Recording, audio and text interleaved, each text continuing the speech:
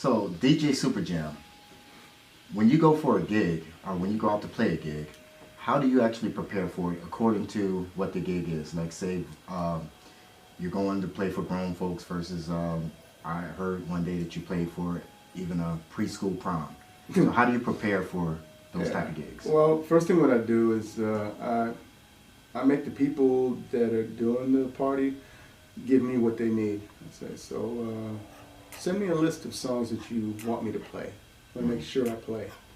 And then they'll send me a list, sometimes a gigantic list with 50 songs or whatever, and I'll look at what I have and what I don't have, and I'll go and download that. So I have everything there. And the good thing about it is after I do the work, which takes hours sometimes just to find all the songs, download the songs and so on, but I get to keep that afterwards, so it's not lost. And then the next time I do a similar gig, then I can play those songs again. Like I've done some high school parties. In high school I've got to play just all up and down the spectrum of commercial music, hip hop, rock, oldies, whatever. Okay, so what you're saying is that for like for those gigs, you're creating crates. Is that yeah, well, something? they're folders and inside of the Serato programs, and they're called crates. And so you just take a crate, and I'll have a crate in there that'll say, for instance, like this weekend is going to be at an Irish pub, and I'll say Irish pub, June 2016, and then just have everything that I need inside there, as well as everything else that I can go through and look for, which is certain songs that I think are going to fit good for that night.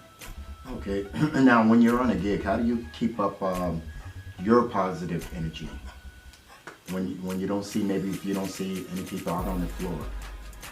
Well, even if you don't have a dance floor, you still have listeners. You still have people that are sitting around and looking or not looking, and then I would sit there and I'll find my dance floor. By my dance floor, it means just whoever is feeling or vibing off of what I'm doing. So I'll look, and there might be like a guy sitting over here and somebody else over here, or two girls over here, that are like dancing in their chair a little bit, and just the little reactions, and that's my dance floor. That's who I'm playing for right now, and I'll watch them, I'll play, and then after a while, then other people will join in because they'll feel that vibe, because I'm playing songs that make sense and stuff that fits together nicely, and that's because of those two people that are giving me that feedback. Okay, got you. So when you've gone out on gigs and you actually play, sometimes you have a lot of people, sometimes you only have quite a few people. What were some of the larger gigs you played for and the smaller ones? I played for a bartender before and a waitress. That was the smallest gig. I played at a festival before with 20,000 people. And it's just when you get in front of a lot of people, you get an energy that happens, that artists that sing and perform on stage, they know that feeling. It's nothing that you can practice for, because that feeling, you can't take it home with you. That's just, as soon as you get up there and you get in front of those people, you feel this energy, and it works with you, either good or bad, and I've been lucky to be able to just zone into that energy that was there and been able to do good shows. I would always take it like, okay, oh man, I got to rock all these people, so bam, and then I would really, just show my ass, basically. Okay, so have you ever played any other styles of music? I mean, we basically know that you're in hip hop and funk and soul, but have you ever played any other styles of music on a gig before? Yeah. Like I said, I look at different parties that I play, and I see what the people need for that. And it took me a long time to get to that, to where I would actually play something that wasn't hip hop or wasn't urban music. When I started playing and would play old school rock music or this and that, I really started opening my mind on it, and I would see different things that I could do with that music, especially when I was playing in a place like an Irish pub. It was an Irish pub, which was so cool because you don't just go in an Irish pub and play Irish music. It's not that. You have different people, all different races, all different styles, and it's all merged together. And it's not just this type of party or that type of party, so it's everything. So all of a sudden, I might start with some rock songs and then go from the rock song into some remixes or mix really crazy stuff together. Stuff that you would never think to mix, but then I do it there because first of all, like in the Irish pub, I didn't have a dance floor, so I don't have to keep people dancing the whole time. A lot of time when you play in a club, your dance floor is all important, and you have to keep people on that dance floor. If you don't keep them on the dance floor, you're gonna lose the gig. You're not gonna come play anymore because they want a DJ that's gonna keep their people dancing. You know, and in the Irish pub, it was always a different thing, and I could just experiment, do really weird things like mix Hotel California and Cupid Shuffle, you know, and look at the reaction, and they're like, "This is supposed to be like, you know, do little loops and stuff, and yeah." Okay. I've heard you say that you've played a salsa gig before. So tell us about that. Yeah, that wasn't so good for me. I was playing in the club on Fridays. It was hip hop R&B night, and that was all good. And then it was like, yeah, we need a DJ on Saturday to play just Latin music. I look Latin. I'm not Latin in any way, and I don't speak Spanish. So it doesn't make sense for me to try to go through a playlist of 1,000 songs where I can't read the name of one song. And I might have 10 or 20 songs that I know I've played before and that are marked, you know, and I just had a bad time with it, you know, so I was like, okay, that's not my lane, can't go out of my lane. And everything else, I mean, I can throw a song here or there, a couple of the hits, the bachata song and this and that, whatever, but, you know, that's not it. So would you make like a suggestion to other DJs out there to kind of pinpoint the area or direction they go into, or just broaden their horizon?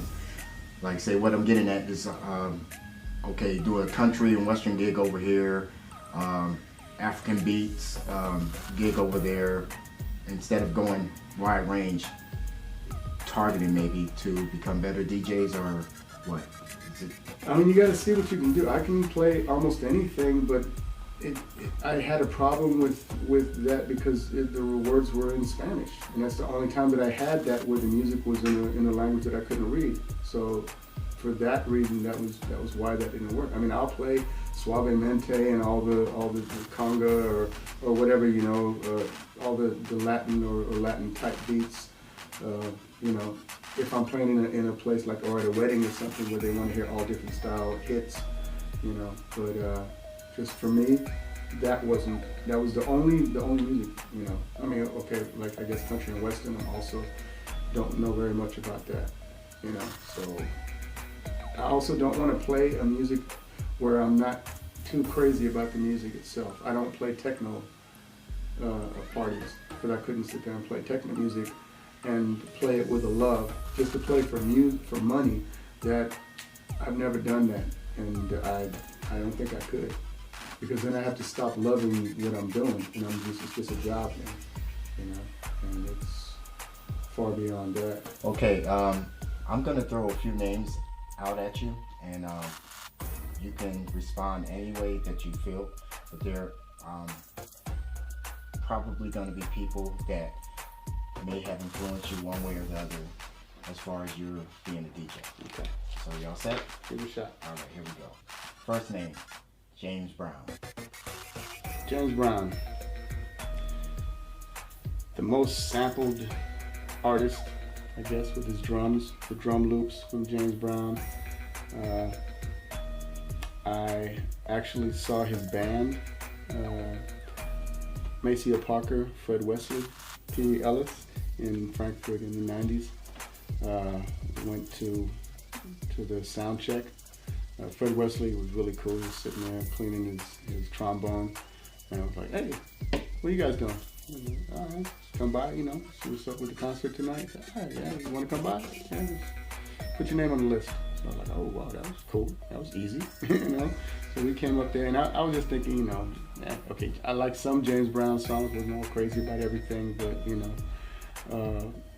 I was like, yeah, okay, we'll go check out James Brown's band. And so we get in there and we're listening and everything. You know, it's a cool concert. Everything's smooth. All of a sudden they break down and they play this one horn riff and like boom, da da da da da da, and I'm like, oh my God, that's Parliament's horn section.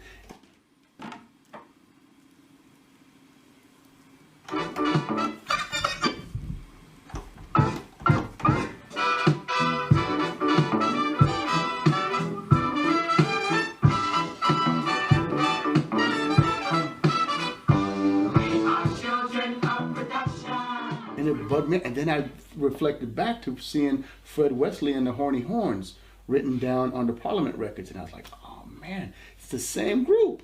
It's the same group that was there with James Brown." You know, that was my connection through James Brown. The fuck you laughing at?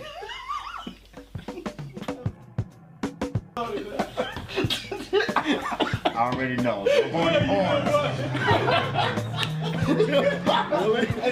Be serious. You started to smirk, and I was like, "Oh my God, I got to hold this in." I don't know how she's going back there because I can't look. She's doing the silent bent down laugh. No, I was like.